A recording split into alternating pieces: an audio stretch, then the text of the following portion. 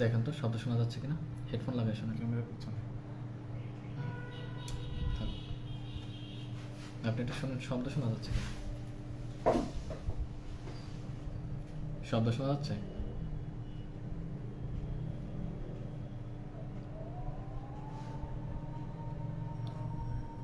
Hello, শব্দ শোনা যাচ্ছে?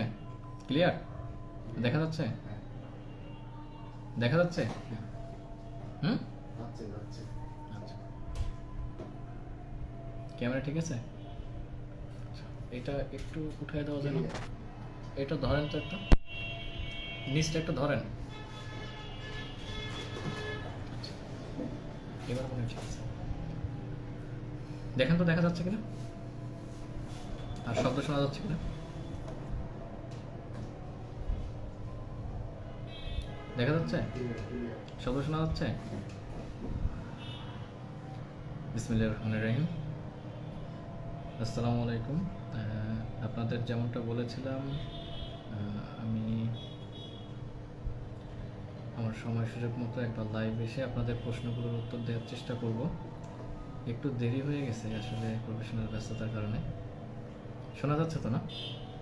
আচ্ছা, আপনারা আমার ইনবক্সে, আমার পোস্টে, পেজের পোস্টে, গ্রুপের যে কমেন্ট, সেই কমেন্টে আপনারা যে প্রশ্নগুলো করেছিলেন, আমি সেই প্রশ্নগুলোর একে একে করে উত্তর দেওয়ার চেষ্টা করছি।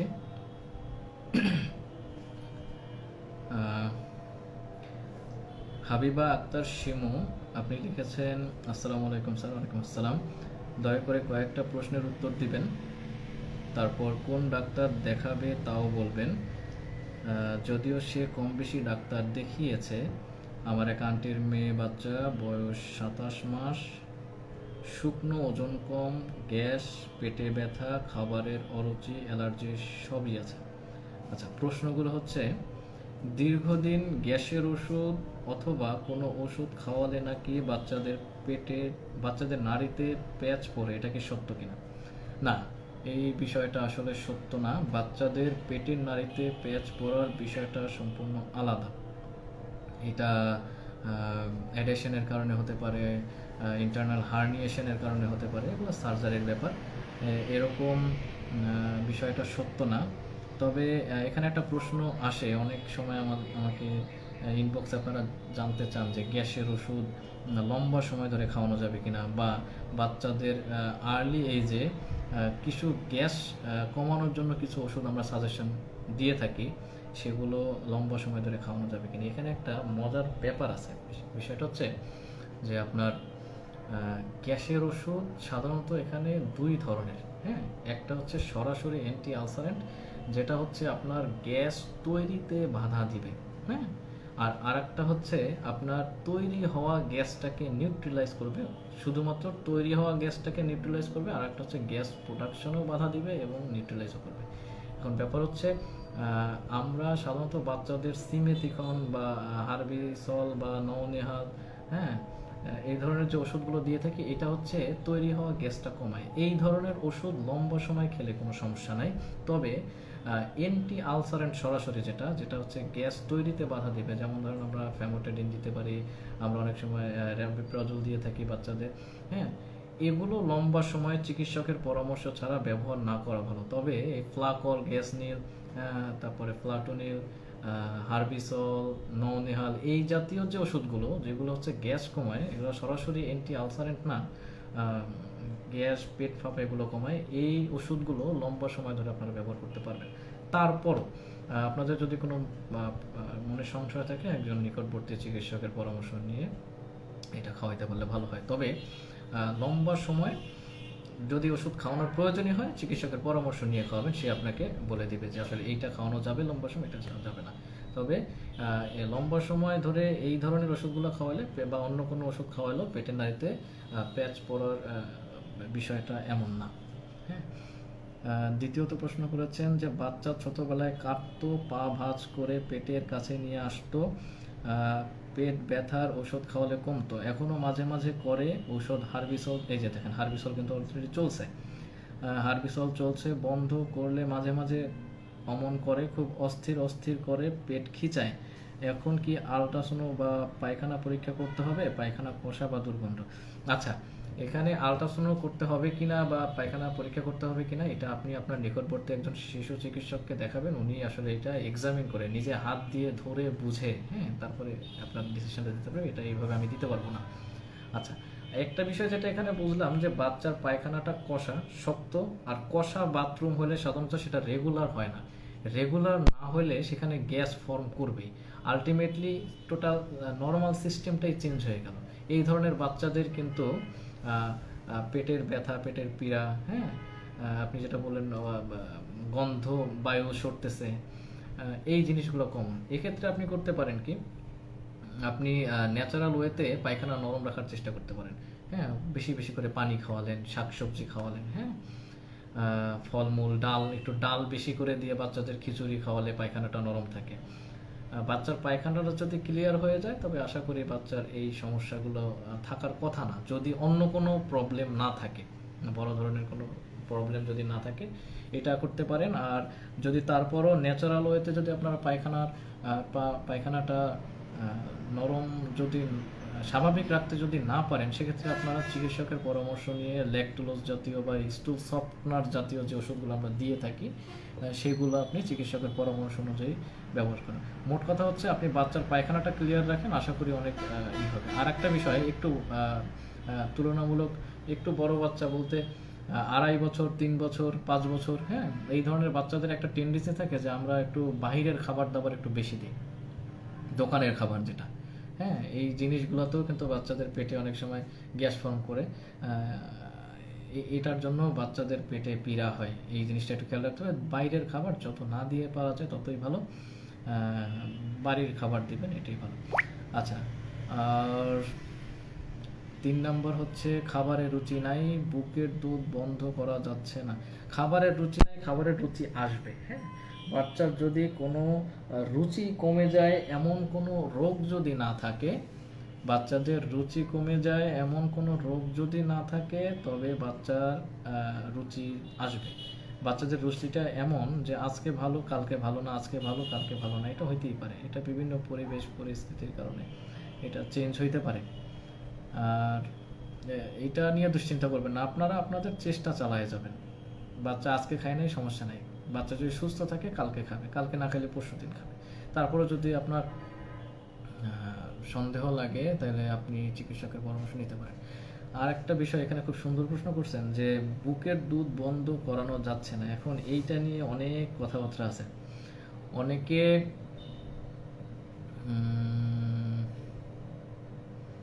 এইটা কি আসছে রে, 1 পার্সন জয়েন করতে যাচ্ছে এরকম কিছু একটা। এখন এটা চাপ দিলে কি জয়েন হয়ে যাবে নাকি? হ্যাঁ, কেউ তো মনে হয় লাইভে এসে কিছু বলতে যাচ্ছে। আচ্ছা, যাই হোক, ওইটা এখন না, এটা আমি সব প্রশ্নের উত্তরগুলো দিয়ে নেই, তারপরে যদি কেউ কিছু বলতে চায় তখন বলতে পারে। আচ্ছা, কোথায় ছিলাম? হচ্ছে বাচ্চাদের দুধ বন্ধ করা। সাধারণত 2 বছর বয়স পর্যন্ত বাচ্চাদের দুধ খাওয়ানো যায়, এরপরেও অনেক বাচ্চারা দুধ ছাড়তে চায় না। এমন বাচ্চাদের ক্ষেত্রে ট্রেডিশনাল ওয়েতে অনেকে করে কি, বাচ্চাদের ব্রেস্টের নিপিলে তিতো কোনো কিছু লাগায় দেয় বা অতিরিক্ত ভয়ে ভীতি দেখায় দেয়।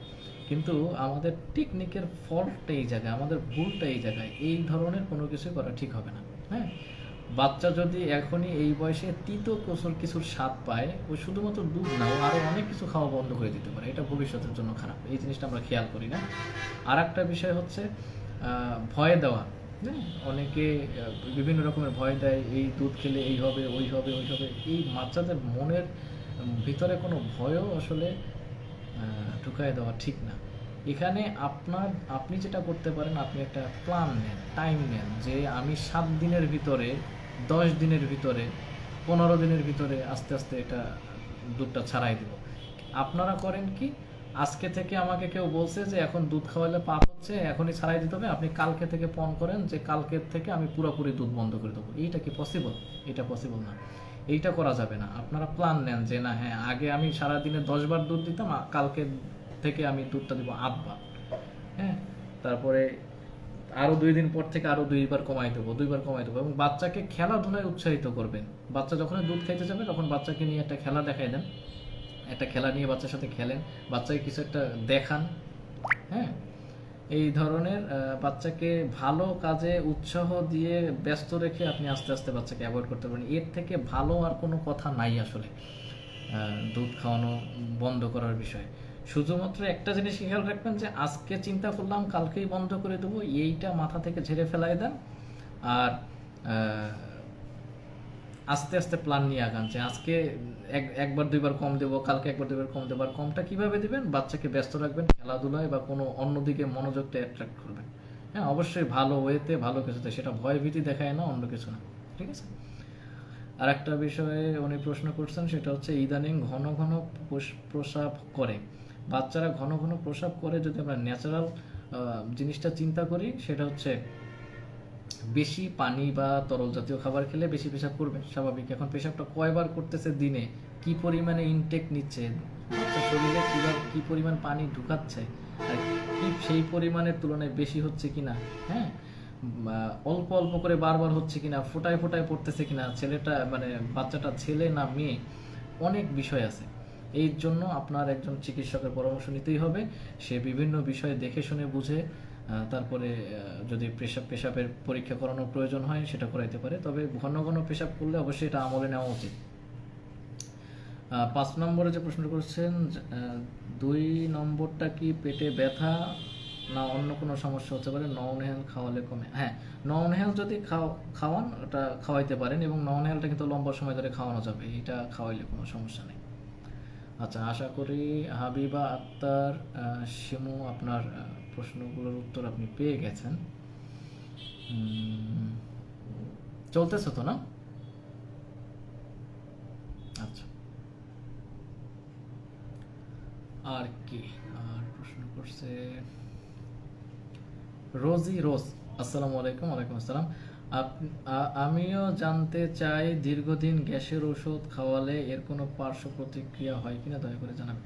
আচ্ছা, এই ব্যাপারে মনে হয় আমি আগেই বলে ফেলছি। গ্যাসের ওষুধ 2 ধরনের। একটা হচ্ছে বাচ্চাদের আমরা সাধারণত যেটা দিয়ে থাকি, সিমেথিকন জাতীয় যে ওষুধগুলো, হ্যাঁ, আতফাল জাতীয় যে ওষুধগুলো, যেটা সরাসরি গ্যাসের ওষুধ বলাটা ঠিক হবে না। এটা এটাও গ্যাস কমায়, কিন্তু এটা আসলে ওই অ্যান্টি আলসারেন্ট টাইপের ভিতরে পড়বে না। এই ধরনের ওষুধগুলো আপনি লম্বা সময় ধরে খাওয়াইতে পারেন। আর সরাসরি যদি আপনি গ্যাসের ওষুধ, যেগুলো হচ্ছে পিপিএ আমরা বলে থাকি, হ্যাঁ, এগুলো যদি লম্বা সময় ধরে খাওয়ান, যেমন হচ্ছে ফিনিক্স থাকতে পারে, র্যাবিপ্রাজল, এগুলো থাকতে পারে, তারপর হচ্ছে ফ্যামোটেডিন থাকতে পারে,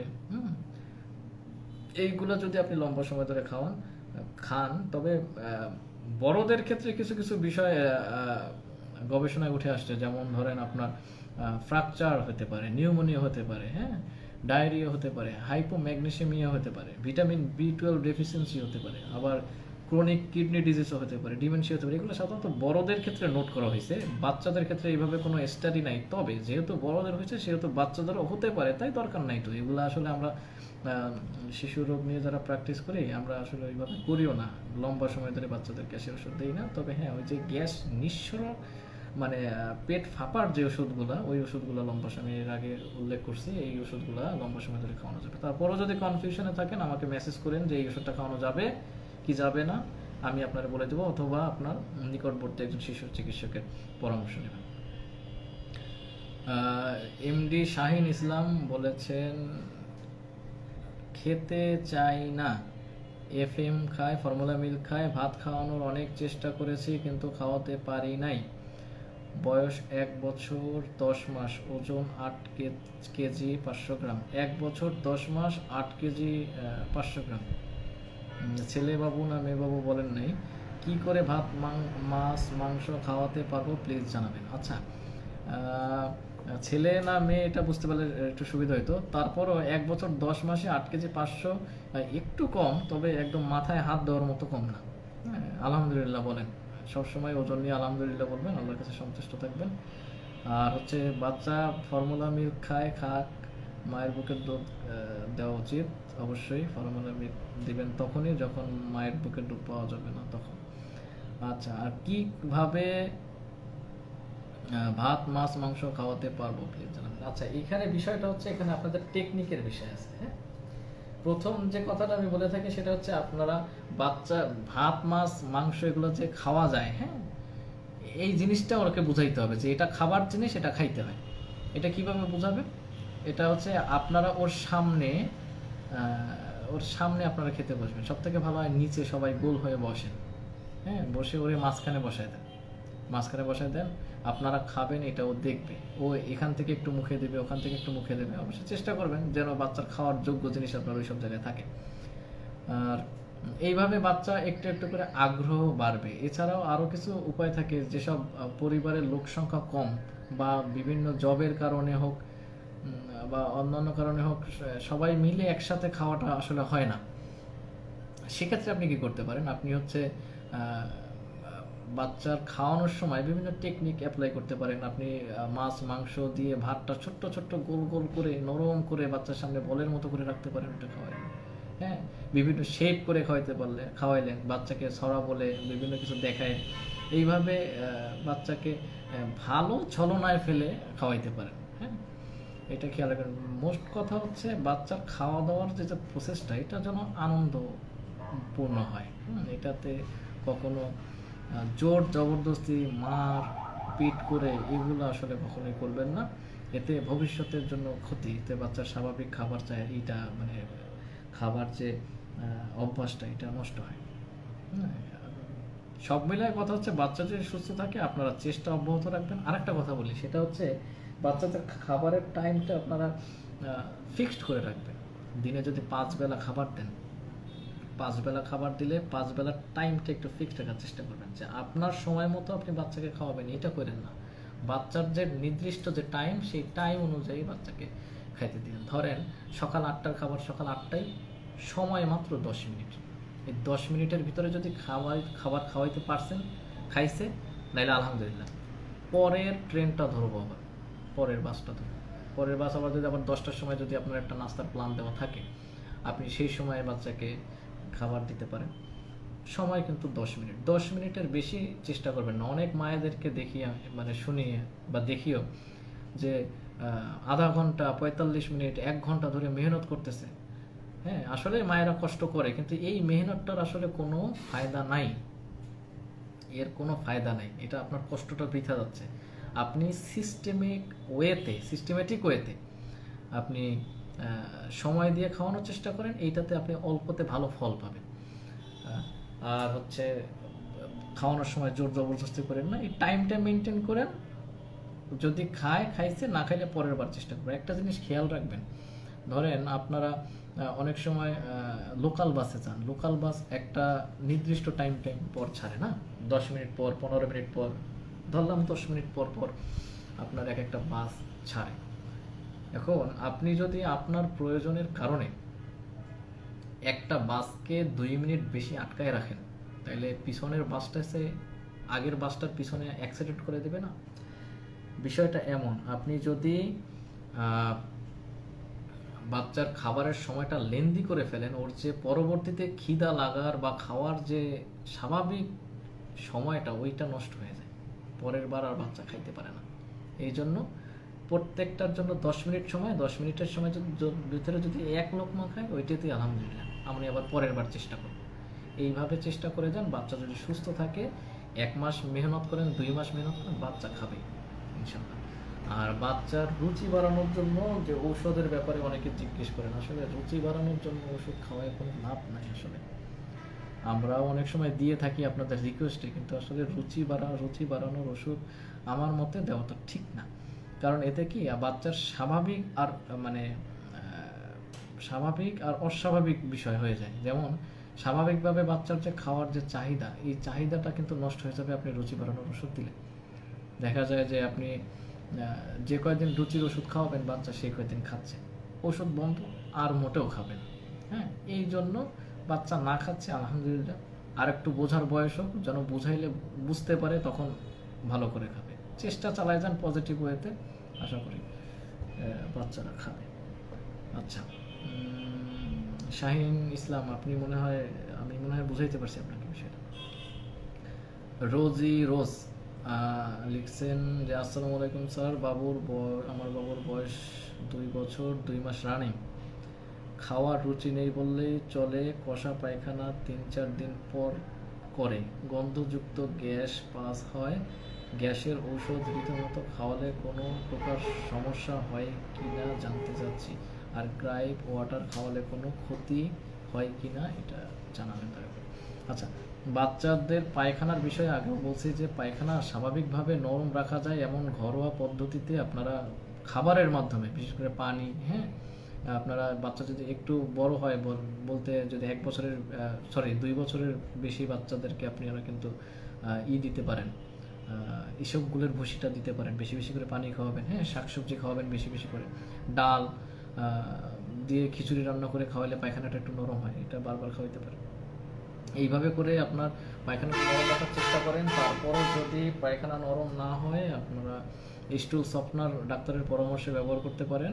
পায়খানা ক্লিয়ার হয়ে গেলে গন্ধযুক্ত গ্যাস পাস হওয়ার বিষয়টাও কমে যাবে।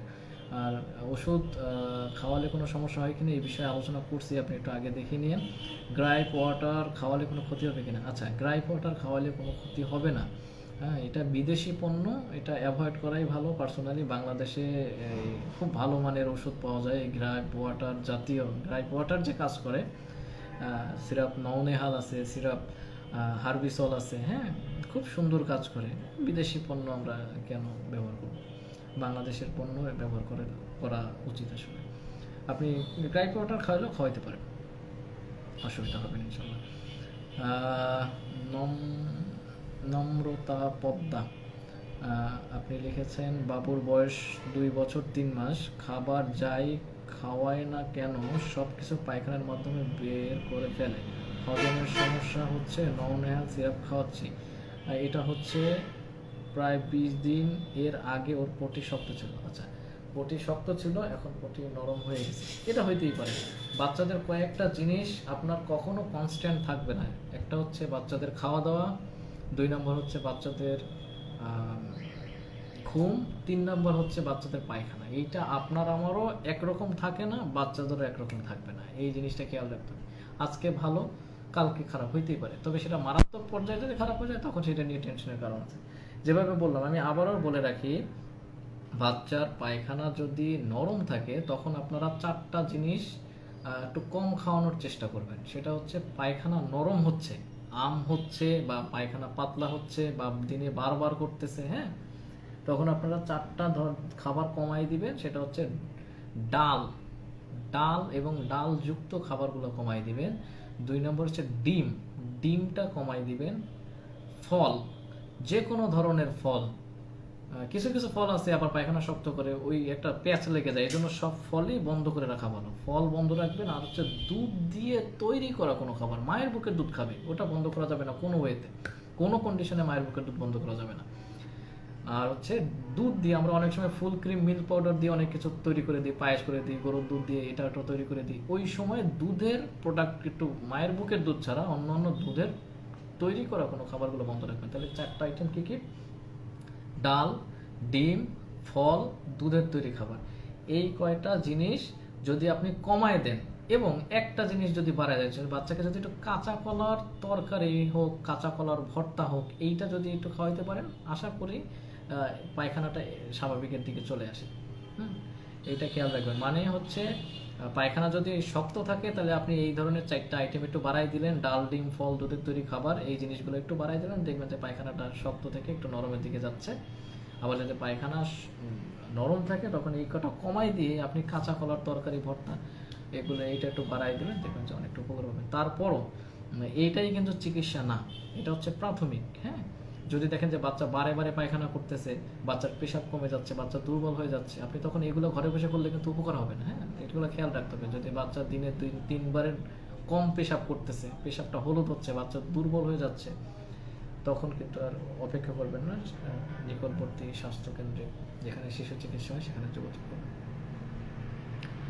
আচ্ছা, প্লিজ পরামর্শ করলে উপকৃত হব, ধন্যবাদ। আচ্ছা, উত্তর মনে দেওয়া হয়ে গেছে এটা।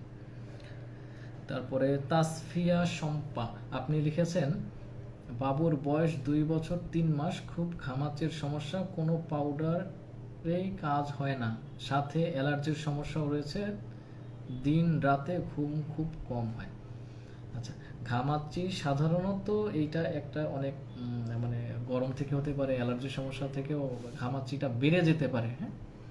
বা আপনি যেটা করতে পারেন সেটা হচ্ছে বাচ্চাকে সবসময় আলো বাতাস পূর্ণ জায়গাতে রাখেন, যেন বাতাসটা রুমের এক সাইড থেকে, ধরেন আমার ডান সাইড থেকে বাতাসটা ঢুকলো, বাতাসটা যেন বাম সাইড থেকে বের হয়ে যেতে পারে, এইটাই আলো বাতাস পূর্ণ একটা কক্ষ।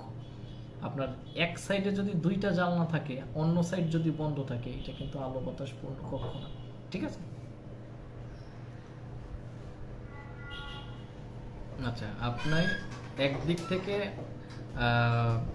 বাতাস ঢুকবে, আর একদিক থেকে বের হয়ে যাবে, এমন আলো বাতাস পূর্ণ জায়গাতে বাচ্চাকে রাখার চেষ্টা করবেন। খেয়াল রাখবেন বাচ্চা যে জায়গাটাতে ঘুমায় সেই জায়গাটার নিচে ফোম জাতীয় যেন কোনো কিছু না থাকে, তাইলে হবে কি বাচ্চা ওখান থেকে ঘামবে, গরম উঠবে, এই জিনিসটা খেয়াল রাখতে হবে।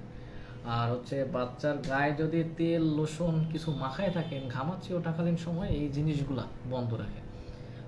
বেবি ওয়াশ দিয়ে বাচ্চাকে ওয়াশ করাইতে পারবেন, কোনো সমস্যা নেই। তবে তেল লোশন এইগুলো আপাতত ব্যবহার করবেন না। আর আপনারা অবশ্যই ঘামাচি পাউডার ব্যবহার করতে পারেন, তিব্বত ঘামাচি পাউডার এক্সিলেন্ট কাজ করে, হ্যাঁ। আপনারা এটা ব্যবহার করতে পারেন। তারপরও যদি ঘামাচিটা না হয়, আসলে আপনি যেটাকে ঘামাচি বলতেছেন সেটা ঘামাচি নাও হইতে পারে। বাচ্চাদের স্কিন প্রবলেম মানে বড়দের স্কিন প্রবলেমের মতো মানে এতটা ক্লিন কাট না, আপনার সহজে সিদ্ধান্তে আসা যায় না, হ্যাঁ। এই জন্য যদি সন্দেহ থাকে, আমার মনে হয় যে শিশু ডাক্তার দেখায় নেন, অথবা একজন স্কিনের ডাক্তার দেখায় নেন, সে কিছু ওষুধ সাজেস্ট করতে পারে। যদি আসলে ঘামাচি হয়ে থাকে তাহলে ঘামাচি পাউডার এবং যে নিয়ম নিষেধগুলোর কথা বললাম এগুলো মেনে চললে কমে যাওয়ার কথা। রাতে ঘুম কম হয়, এটা হচ্ছে বাচ্চাদের পেটে কলিকের কারণে ঘুম কম হইতে পারে। বাচ্চার পেটে গ্যাস হচ্ছে কিনা এটা খেয়াল রাখেন, বাচ্চার ঠিক মতো পায়খানা হচ্ছে কিনা এটা খেয়াল রাখেন।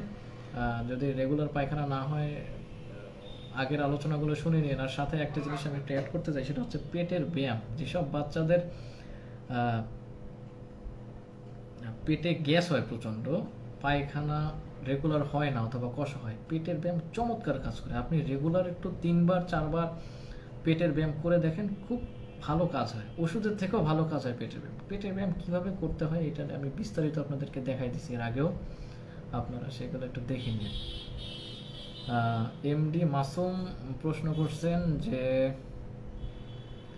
বাবুর বয়স 5 বছর, ওজন 15 কেজি, কিছুদিন আগে আমাশয় হয়েছিল, এই আমাশয় চলাকালীন ঠান্ডা জ্বর কাশি হয়েছিল, আপনার পরামর্শ অনুযায়ী ওষুধ খাওয়াইছি, এখন আমাশয় কমেছে, ঠান্ডা কাশি কমেছে, বুকে এখনও কফ আছে, বাবু কিছু খেতে চাচ্ছে না, সেই সাথে ওজনও কমেছে, আর মাঝে মধ্যে জ্বর হচ্ছে 99-100 এমন তাপমাত্রা। আচ্ছা,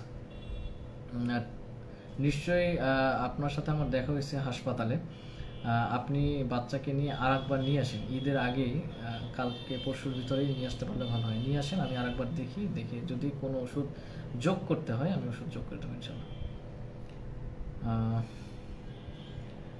আরিশা খান লিখেছেন বাচ্চার অতিরিক্ত কৃমির কি ওষুধ সোলাস সাধারণ ধরতেছে না, এখন কি করতে পারি প্লিজ পরামর্শ দিন।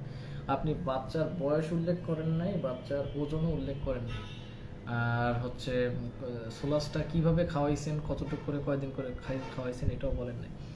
বাচ্চাদের কৃমি সবারই হয়, বাচ্চাদেরও হয়। এখন এই কৃমিটা বাচ্চাদের একটু বেশি হয়, এই কারণ কি আমরা বড়রা যেমন হাইজিনটা মেনটেন করতে পারি, বাচ্চারা অতটা হাইজিনটা মেনটেন করতে পারে না, এই কারণে বাচ্চাদের একটু ঘন ঘন অ্যাটাক হইতে পারে কৃমি। আপনার খেয়াল রাখতে হবে বাচ্চা যেন খালি পায়ে না হাঁটে, বাচ্চা যে জিনিসগুলো ধরতেছে, যে জিনিসগুলো মুখে নিচ্ছে, সেই জিনিসগুলো যেন পরিষ্কার থাকে, এই জিনিসগুলোটা খেয়াল রাখবেন। বাচ্চাকে কম মানুষ ধরবেন, বাচ্চাদেরকে আমরা ওই সব মানুষদের কাছে দিই, এটা আসলে দেওয়া ঠিক না, হ্যাঁ। যত কম মানুষ বাচ্চাকে হ্যান্ডেল করবে ততই ভালো। চেষ্টা করবেন বাচ্চাকে ধরার আগে পরে ভালো করে, আগে অবশ্যই ভালো করে হাতটা স্যানিটাইজ করে নিয়ে বা ভালো করে সাবান দিয়ে ধুয়ে তারপরে বাচ্চাকে ধরলেন।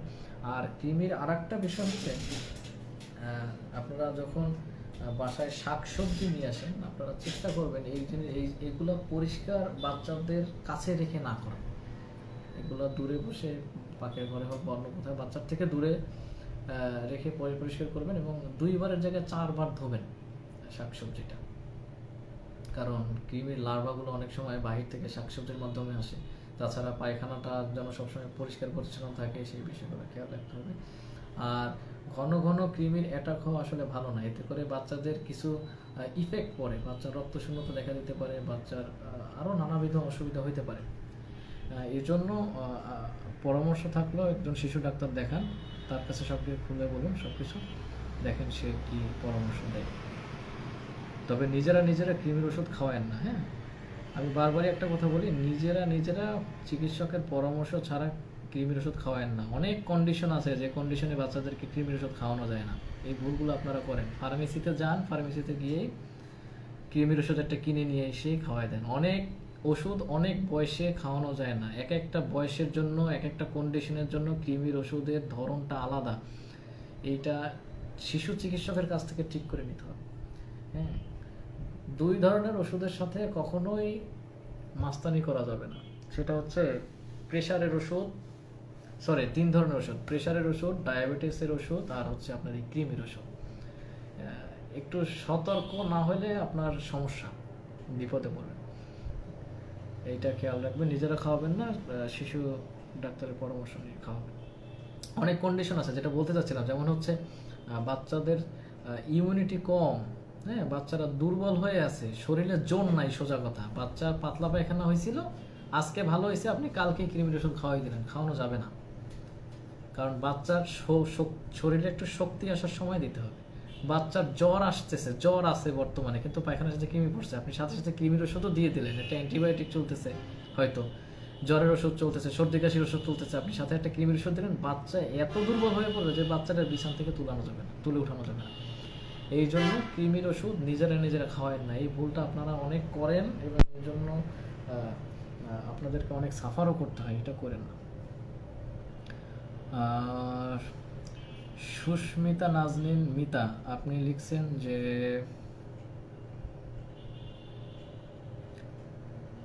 আমার বাচ্চার বয়স 14 মাস, কয়েকদিন পর পর ওর বাথরুমের সমস্যা হয়, মেডিসিন দিলে ঠিক হয়, আবার কয়েকদিন পর যেমন তেমনই হয়। কয়েকদিন পর পর বাথরুমের সমস্যা হয়, মেডিসিন দিলে ঠিক হয়, আবার কয়েকদিন পর যেমন তেমন হয়। বাথরুমে অনেক সময় পানি আসে, অনেক সময় একদম পানি বাথরুম করে, এর সমাধান কি? বাচ্চাদের ঘন ঘন পানি বা একদম পানি অথবা পানির মতো নরম বাথরুম করাটা কিন্তু ভালো না। হ্যাঁ, এটা বিভিন্ন কারণে হইতে পারে, এটা আসলে ভালো না। আপনি অবশ্যই নিকটবর্তী শিশু চিকিৎসকের পরামর্শ নেন। হ্যাঁ, আর এই বাথরুম শক্ত নরম নিয়ে উপরে একটু টেনে দেখেন ভিডিওটা, আমি অনেক আলোচনা করছি ওখানে। ওই ঘরোয়া পদ্ধতিতে যতটুকু করা যায় আপনি ওখান থেকে ব্যবস্থা নিতে পারেন। তবে এই যে বারবার বাচ্চার রিকারেন্ট সমস্যাগুলো হচ্ছে বাথরুমের, এইটা অবশ্যই কারণটা খুঁজে বের করা দরকার। এটা কি খাবার জনিত কোনো কারণ, না এটা বাচ্চার পেটের কোন সমস্যা, নাকি বাচ্চার অন্য কোনো ওষুধের কারণে হচ্ছে? ধরেন অনেক সময় হয় অনেক ওষুধের কারণেও আপনারা একটা কারণে ওষুধ খাওয়াচ্ছেন, তার জন্য পায়খানার সমস্যা হতে পারে। এখন এইটা আসলে প্রপার ইভালুয়েশন দরকার। হ্যাঁ, এটা এইভাবে উত্তর দেওয়া যাবে না, আপনি অবশ্যই একজন নিকটবর্তী শিশু চিকিৎসকের পরামর্শ নেবেন। সাথী ঘোষ লিখেছেন, নমস্কার। বাচ্চা দিনে 1 থেকে 2 বার বমি করা কি স্বাভাবিক? কি বুঝতে হবে বাচ্চার পেটে সমস্যা হচ্ছে, নাকি বুঝতে হবে বাচ্চার পেটে সমস্যা হচ্ছে, দয়া করে বলেন।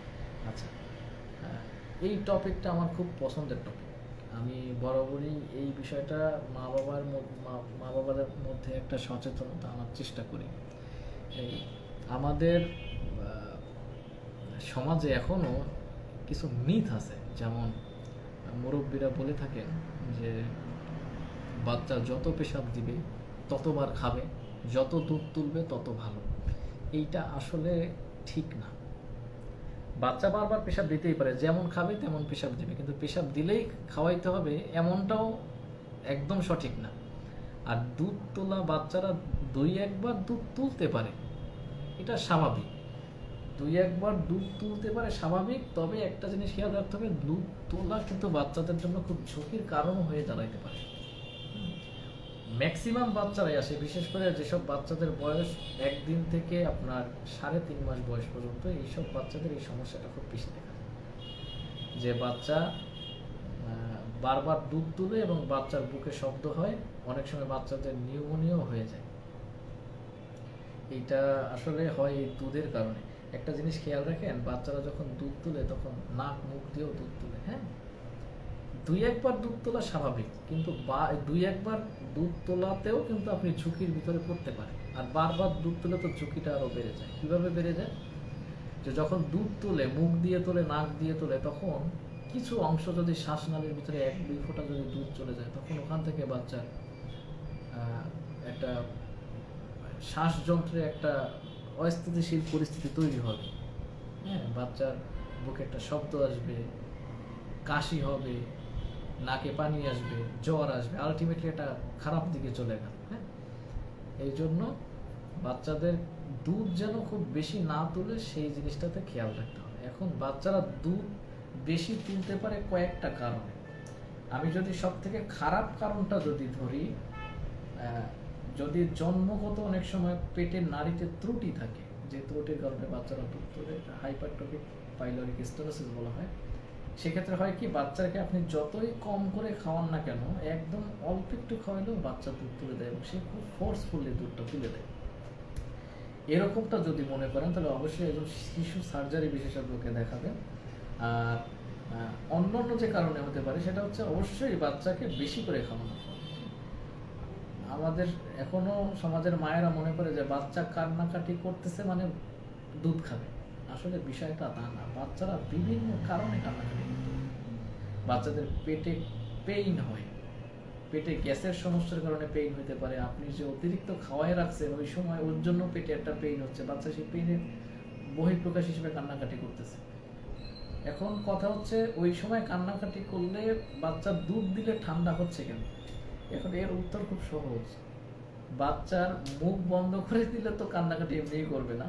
আর একটা বিষয় হচ্ছে, বাচ্চার এই মুখটা মেশিনের মতো চলতে থাকবে অটোমেটিক।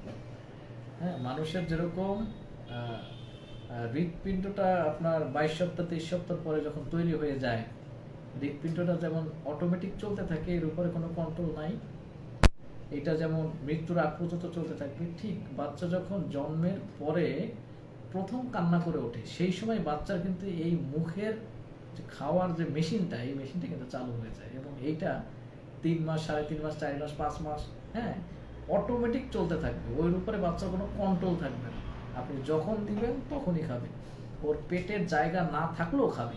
তাইলে এখানে দেখেন, বাচ্চা খাচ্ছে তার মানে এই না যে বাচ্চার খিদা আছে। এই জায়গাতে আপনার আমার তো ভুলটা হয়ে যায় বেশি। এখন কি করতে হবে, আরেকটা জিনিস দেখেন, যে আপনি যদি একটা পাত্র নেন, সেই পাত্রটা যদি সম্পূর্ণ ভরা থাকে, আপনি সামান্য একটু নাড়া দিলেই কিন্তু পাত্রটার থেকে পানি পড়ে যাচ্ছে, তাই না? এখন ওইভাবে যদি আপনি অল্প, মানে বাচ্চার পেট যদি ওভার ফিলিং করে পেটটা ভরায় রাখেন, সামান্য একটু নাড়াচাড়াতেই বাচ্চা কিন্তু বমি করবে। হ্যাঁ, এই বমিটা স্বাভাবিক না। এই বমিটার ফলে বাচ্চার সমস্যা হতে পারে, শ্বাসকষ্টজনিত সমস্যা হতে পারে। আপনি যদি অল্প করে একটা গ্লাসের 1/4 করে বাদ দেন, আপনি যে অর্ধেক করেও যদি ভরায় রাখেন, নাড়া দিলে কিন্তু সাধারণত পড়ে না। বিষয়টা এমন, আপনার বাচ্চাকে পেট ভরায় খাওয়ানোর দরকার নাই, আপনি অল্প অল্প করে বারবার খাওয়ান। আর একটা মিথ আছে, সেটা হচ্ছে বাচ্চা একবার খাবে, খেয়ে লম্বা সময় ঘুম দেবে। এইটাও ভুল কথা। বাচ্চা অল্প অল্প খাবে, অল্প ঘুমাবে, আবার উঠে অল্প খাবে, আবার ঘুমাবে, এরকম বাচ্চা বারবার উঠবে, বারবার খাবে, ঘুমাবে। যেসব বাচ্চাদের আমরা এই অভ্যাসটা ছোটবেলা থেকে তৈরি করতেছি, এটা ভুল করতেছি, এটা করা যাবে। দেখা গেল যে বাচ্চা 2 ঘন্টা একটা লম্বা ঘুম দিয়ে তারপরে উঠে এক পেট খেয়ে আবার চিল্লাপাল্লা করতেছে পেটের ব্যথায়, আপনি আবার খাওয়ানোর চেষ্টা করতেছেন, মাঝে মধ্যে খাচ্ছে, মাঝে মধ্যে দুধ তুলতেছে, মাঝে মধ্যে খাচ্ছে না, এই নিয়ে আপনিও একটা অশান্তিতে থাকেন, বাচ্চাও একটা কষ্টের ভিতরে থাকে। এইটা করা যাবে না। আপনি ট্রাই করবেন যে বাচ্চাকে 2 মিনিট খাওয়াবেন, 10-15 মিনিট খাওয়াবেন না, 2 মিনিট খাওয়াবেন, 10-15 মিনিট করে খাওয়াবেন। এটা সব বাচ্চার ক্ষেত্রে প্রযোজ্য না, কিন্তু যে বাচ্চাদের এই সমস্যাগুলো হয় না তাদের জন্য না। যেসব বাচ্চাদের বমি তোলার টেন্ডেন্সি আছে, বমি বারবার তুলে, এইসব বাচ্চাদের ক্ষেত্রে এই কথাটা প্রযোজ্য হবে যে 2 মিনিট খাওয়াবেন, 10 মিনিট খাওয়াবেন। এখন বাচ্চা যদি ঘুমায় থাকে তাইলে কিভাবে খাওয়াবেন? আচ্ছা, এই খাওয়ানোর একটা বিষয় আছে, সেটা হচ্ছে বাচ্চাকে যেমন তেমন ভাবে খাওয়ানো যাবে না। অবশ্যই মায়ের বুকের দুধ খাওয়াবে। মায়ের বুকের দুধ কিভাবে খাওয়াইতে হয় তার ভিডিও টিউটোরিয়াল আমার পেজে আছে, সঠিক ওয়ে আছে। বাচ্চাদের খাওয়ানোর বিভিন্ন পজিশনিং আছে, অ্যাটাচমেন্ট আছে, এই জিনিসগুলো খেয়াল করতে হবে। স্মার্ট মায়েরা কিন্তু এই জিনিসগুলো ফলো করে, ঠিক আছে? আপনারা সবাই স্মার্ট, আপনারা এগুলো ফলো করবেন। তারপরে হচ্ছে কোনো বাচ্চা যদি মায়ের বুকের দুধ না পায়, সেক্ষেত্রে আমাদের অবশ্যই ফর্মুলা মিল্কে যাইতে হবে, বটল ফিডিং যেটা। যদিও বাটি চামচ করে খাওয়ানো সব থেকে ভালো, বটল ফিডিং অনেকে আমরা করাই। সেই বটল ফিডিং করানোর যে প্রসেসটা, সেটারও ভিডিও কিন্তু আমার পেজে দেওয়া আছে, আপনারা কিন্তু সেখান থেকে দেখে নিতে পারেন। এগুলো আর্ট, এগুলো শিখে রাখেন, ভালো লাগবে, নিজের কাছেও ভালো লাগবে যে না, আমি সঠিক উপায়ে বাচ্চাকে খাওয়াতে পারতেছি। ধরেন বাচ্চাকে সঠিক উপায়ে বাচ্চাকে খাওয়াইলেন, 2 মিনিট খাওয়াবেন, 10 মিনিট খাওয়াবেন না। এই 2 মিনিট পরও যদি বাচ্চা খেতে চায়, কি করবেন? অবশ্যই বাচ্চাকে কাঁধে নিয়ে ঘুরে ফিরে বেড়াবেন, এরকম করে আস্তে আস্তে করে বার্পিং করতে থাকবেন, বাচ্চার কানের কাছে গুনগুন করবেন, কোরআন তেলাওয়াত করতে পারেন, হ্যাঁ, বা গুনগুন করতে পারেন, দেখবেন যে বাচ্চা ঠান্ডা হয়ে গেছে। এমনিতেও প্রত্যেকবার খাওয়ানোর পরে বাচ্চাদের কাঁধে নিয়ে কমপক্ষে 10 মিনিট 5 মিনিট একটু হাঁটাহাঁটি করা উচিত। বাচ্চারা খাওয়ানোর সাথে সাথে বাচ্চাদের শোয়ানো উচিত না। তারপরে আরেকটা প্রশ্ন আসে যে বাচ্চা যদি ঘুমায় থাকে, খেতে না চায়, তখন কি করবো? আর ঘুমন্ত অবস্থায় কিভাবে খাওয়াবো? হ্যাঁ, বাচ্চা ঘুমায় রয়েছে, বাচ্চার এখন খাওয়ানোর টাইম হয়ে গেছে, 10 মিনিট 15 মিনিট হয়ে গেছে, আবার 2 মিনিট খাওয়াইতে হবে, তখন কি করবো? আপনি সুন্দর করে বাচ্চাকে এইভাবে ধরেন, বাচ্চাদের খাওয়ানোর যে পজিশনিংটা আছে, মাথা উপরে ধর নিচে, এইভাবে করে আপনি সুন্দর করে অ্যাটাচমেন্ট করে বাচ্চার নিপিলটা বাচ্চার মুখের ভিতরে দেন। ঘুমন্ত অবস্থায় বাচ্চাকে দুধ খায়। অনেকে বলে ঘুমন্ত অবস্থায় খাওয়ানো যাবে না, এটা ভুল কথা। খাওয়ানো যেতেই পারে, যদি আপনার পজিশনিং বা অ্যাটাচমেন্টগুলো সব কিছু ঠিক থাকে, আপনি খাওয়াতে পারেন, কোনো সমস্যা নেই।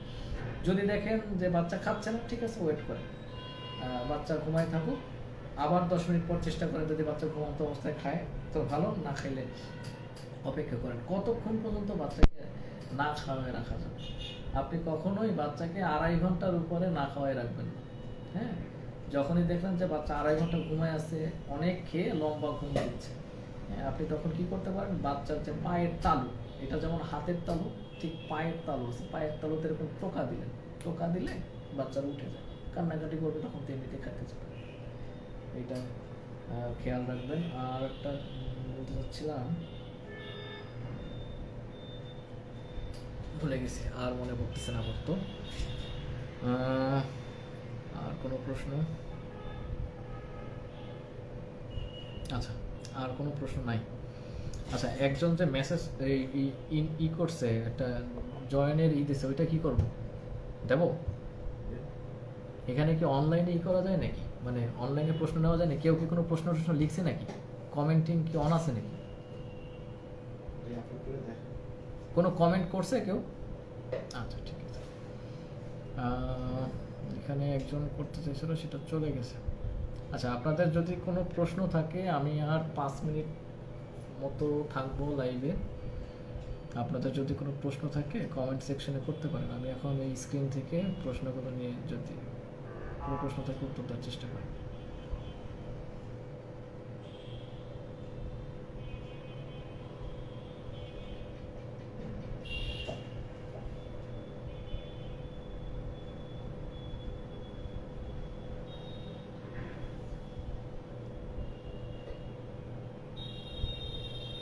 যেসব বাচ্চারা লম্বা ঘুমায়, একবার খেয়ে লম্বা ঘুম দেয়, এইটা শান্তির ঘুম মনে করেন না। যেসব বাচ্চা অনেকটা পেট বড় করে খেয়ে লম্বা সময় ঘুমায়, এটা মোটেও শান্তির ঘুম না।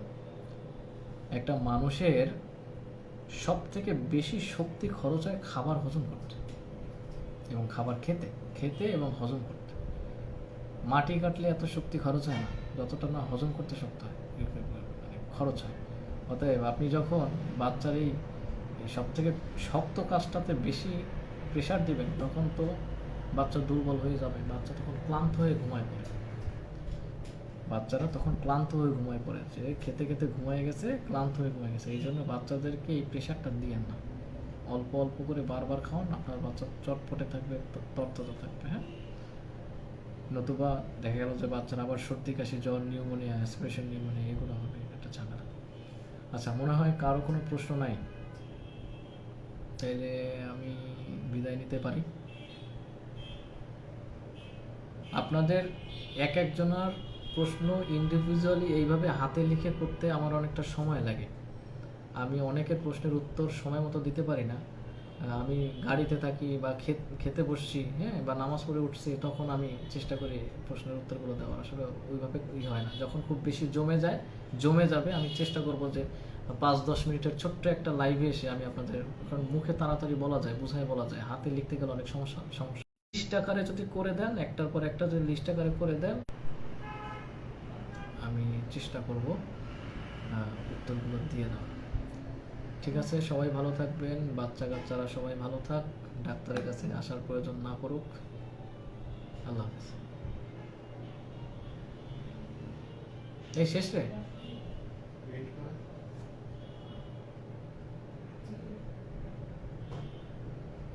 কোন জায়গায় চাপ দেবো? ফিনিশে, ফিনিশ।